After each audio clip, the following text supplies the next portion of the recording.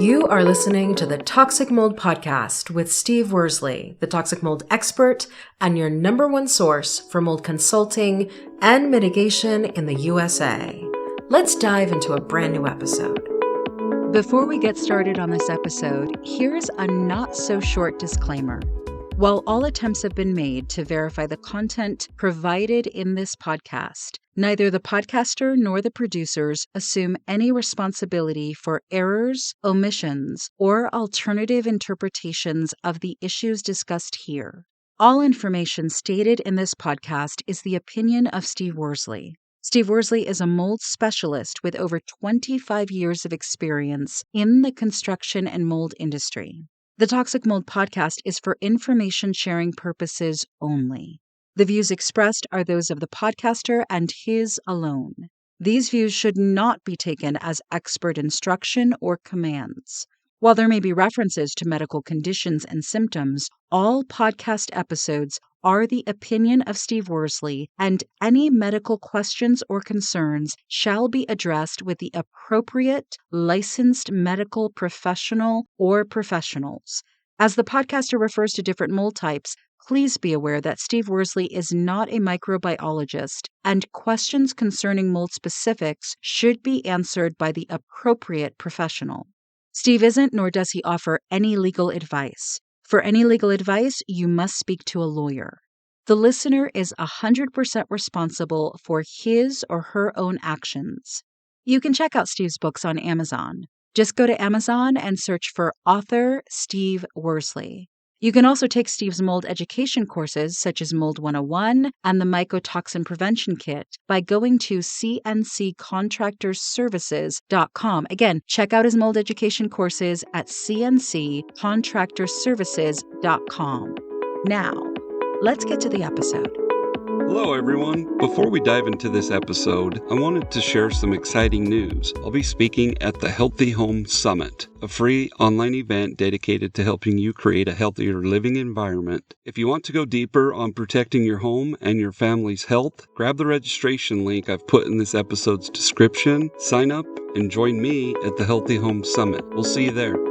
Hello, you're listening to the Toxic Mold Podcast with myself, Steve Worsley, and we have my wife, Cassandra. What we're going to talk about today is what is an IEP when it comes to toxic mold.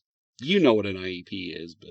Yes, and I think the interesting thing about this topic is we find, and it's no different than in my profession of coaching, everybody calls themselves a coach, but not all coaches are created equal. So with IEPs, I think this is a really important topic because when you're new to indoor air quality or mold issues in your house, they say get an IEP and you probably don't even know what that means. Yeah, in one of the upcoming episodes, we're going to actually talk about certifications. Okay. And that's going to be an interesting conversation because we both know how we feel about that. For our listeners, it's very important you're certified, but it's just like an IEP. Anybody can claim they're an IEP. So what does IEP mean? Indoor Environmental Professional. Indoor Environmental Professional. Isn't there another term? For an IEP? Is it IEP or are there other acronyms that can be... Because indoor air quality is IAQ. Correct. So is there such thing as an IAQ specialist? Oh, yeah, of course. Oh, okay. So an IEP could also be called an indoor air quality specialist. But that's my point. Okay. I'm just trying to get all the acronyms going. And there's here. tons of acronyms out there. I mean, when we start talking about certifications, that's all it is acronyms. ACAC, IICRC. It's just the reason I wanted to talk about this, and I kind of just said it, and this is, I know we have a lot of professionals that listen to us, and we're all specialists in what we do, period. If you work on the medical side, if you work on the home side and you're an inspector, like you're a professional in what you do. But my point is anybody can say they're an IEP. Yes, correct. And I want our listeners to understand that because I do feel like our industry, well, I say this all the time and I've always felt this way. It's like the Wild Wild West. Ironically, we're, in Wyoming in the Wild Wild West. But that's true. So help me understand something because I'm just thinking from a layperson's perspective. If I am going on Facebook and I have a mold issue, and this is the first time I've had black mold in my house, and I want to ask somebody in a mold Facebook group, what IEP should I hire or what IEP do I need? run me through the gamut of roles that could call themselves an IEP. Well, so we talk about this quite often, and we actually have, when we were talking about the spring checklist email opt-in, I have a document your team when it comes to mold. Yes, your mold support team. So you need, and going back to what I was just saying, for listeners, I want to be clear. I am certified. I'm actually certified as a home inspector. I'm certified as a mold inspector. I'm a certified mold remediation contractor. And you're a former general contractor. Well, this year's the first time I didn't renew.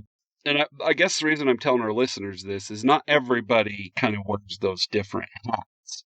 Well, I guess that I think is exactly why I'm asking the question, because if somebody is new to having a mold issue, the advice they get is you need to hire an IEP. What specific professional are they looking to hire? Are they looking to hire a health coach? Are they looking to hire indoor air quality consultant, whatever that means? Like, do you see what Well, it could be all of those. It could be confusing. So I'll kind of explain it. And once again, this is why it's important to get the right team together.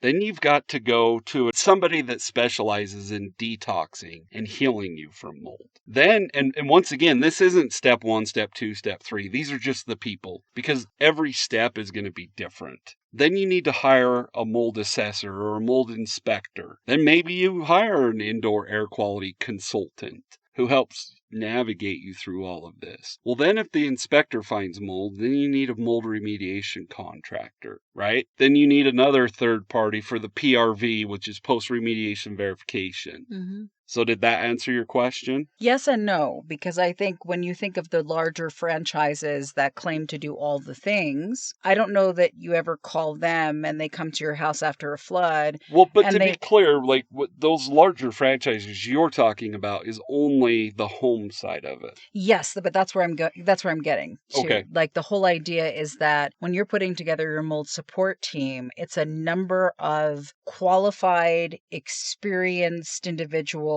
with a track record of being experienced in IAQ, and you're pulling them together, but there is no one company that you're going to call on the phone and say, hey, think I have a mold problem. That's going to bring all those people together for you. No, and if you were to tell me that would be a major red flag to me. Okay.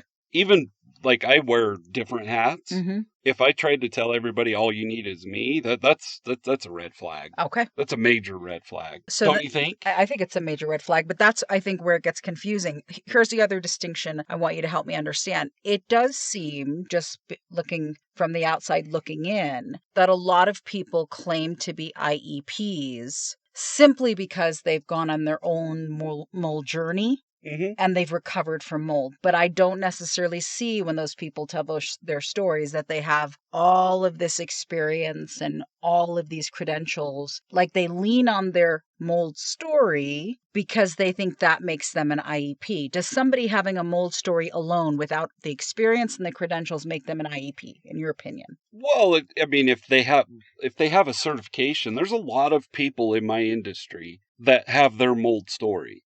Okay.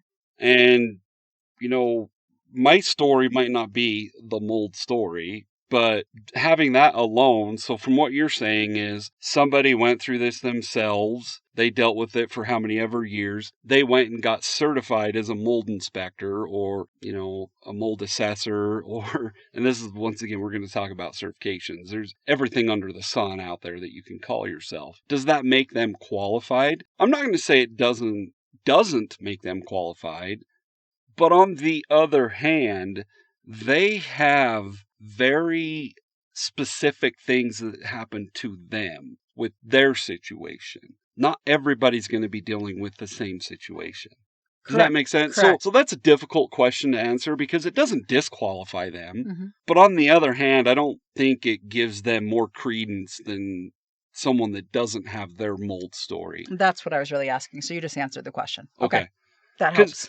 And once again, and you've said this about bringing on guests, like, we should have debates, and I don't want the podcast to turn into a debate, but I could debate this any and every way. But my main thing would be somebody that has their own mold story. Like, let's just say they're brand new. They have their own mold story. When they deal with their first 10 clients, they don't have a whole lot of variety to base anything off of. Mm-hmm. Does that make sense? No, that makes a lot of sense. So literally, IEPs run the range of different professions. You can call it, you can be from the medical side. You could call yourself an IEP. Yeah, you could be a nurse, you could be a doctor, you could be a microbiologist, you could be a health coach, you could be... Yeah, it's like I've said, like it's like saying I work in the medical field. Yes. What does that mean? Exactly. Are you a janitor at a hospital? Are you the medical director? Are you a doctor? Like there's so many things that fall under that umbrella. So because that, for somebody who's having their first experience with mold in their home and they're already feeling overwhelmed when they hear the cost to handle mold, what would you recommend as sort of like the first 2 or 3 IEPs that should be involved when somebody suspects that they're dealing with a serious mold issue? Like, are you asking, like, should they get the inspector in there first? Yeah, like I think the order of operations does and can matter. And so I'm just wondering, like, because if you jump the gun and you get a remediation contractor involved before you've even done medical mycotoxicity, like, is there an order of operations or is there not? Well, I would say there is, but, and our listeners hear me say this all the time, every situation's unique. And let's just say I give you a list, right? You call a mold inspector.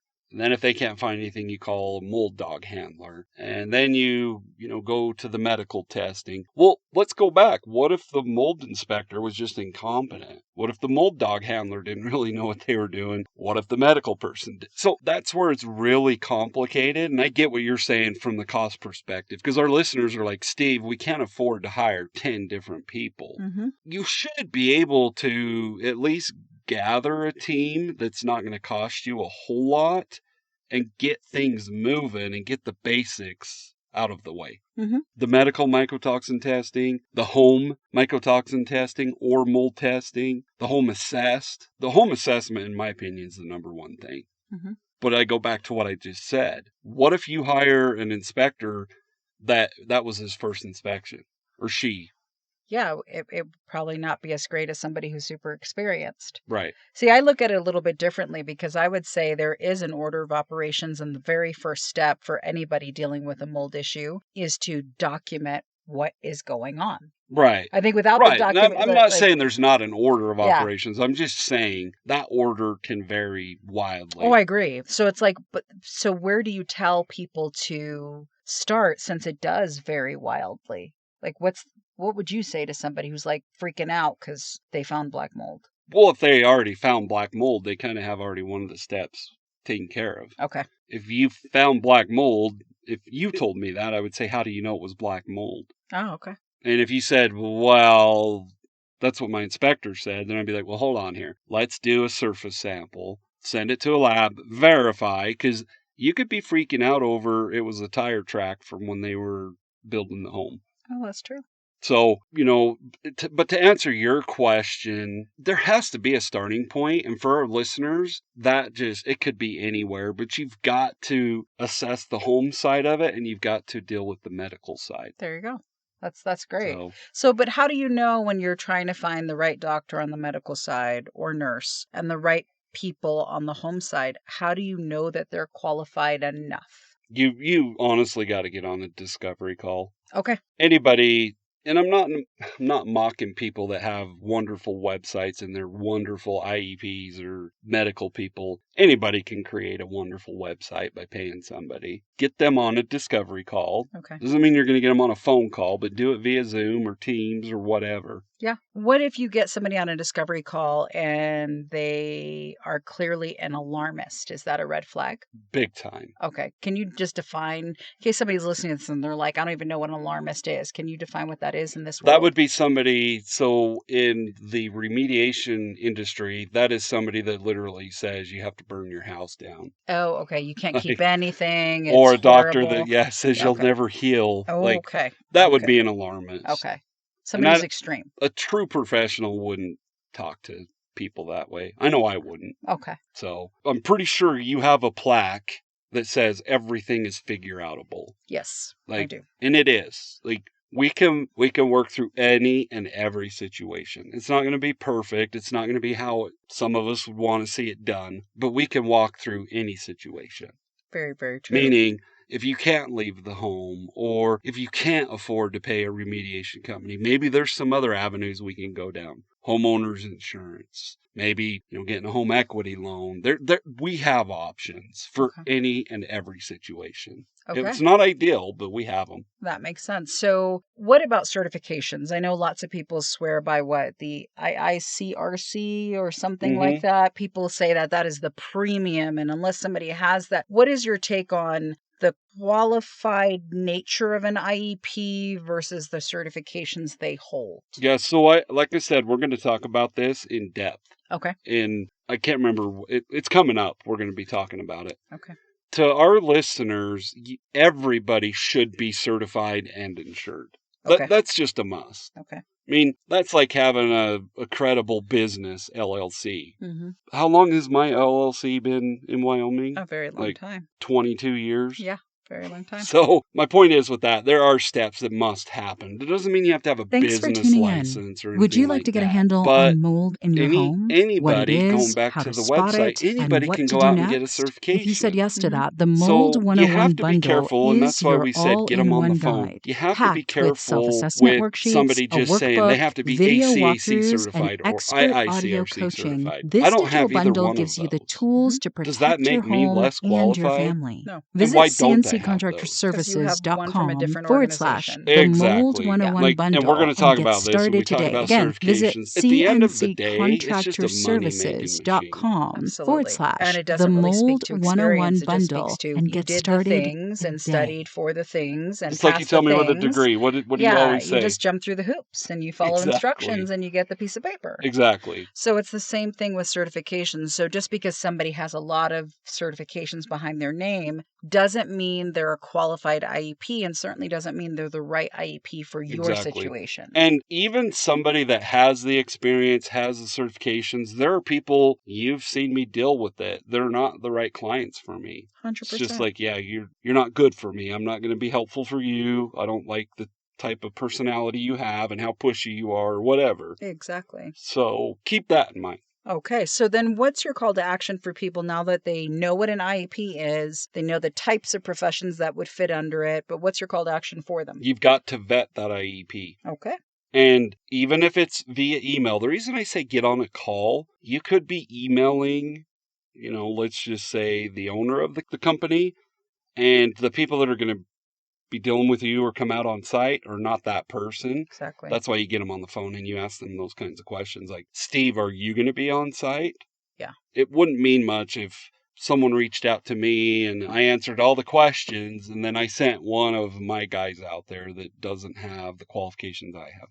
Exactly. So really, vet the person, get them on a call so you can actually ask them questions so you can hear their answers and decide for yourself if they are qualified and right for you. Yeah. A lot of people that work with me, I'll give them a list and I tell them, if this person can't answer these simple questions over the phone without having to Google it, or now we have AI, you probably don't want to hire them. Okay. And one of those questions is can mycotoxins make people sick? Exactly. If they are nope, then that's not the right person. Got it. So clear as mud, as I always say. All right, we have a Mold 101 bundle. I don't even know what the cost is, but it's not very expensive. I think we're talking $29 maybe. Yeah, maybe. And it gives you so much information, especially if you are new to having a mold issue or new to wanting to understand how mold may be affecting your home. This is a great educational bundle to start with. Yeah, and it just, like you said, it goes through the basics, and it's pretty... Gives you lots. I think symptom tracker, journal, gives you a ton of stuff in there for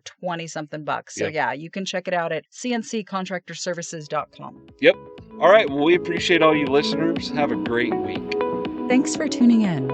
Would you like to get a handle on mold in your home? What it is, how to spot it, and what to do next? If you said yes to that, the Mold 101 bundle is your all-in-one guide. Packed with self-assessment worksheets, a workbook, video walkthroughs, and expert audio coaching, this digital bundle gives you the tools to protect your home and your family. Visit cnccontractorservices.com/the Mold 101 bundle and get started today. Again, visit cnccontractorservices.com/the Mold 101 bundle and get started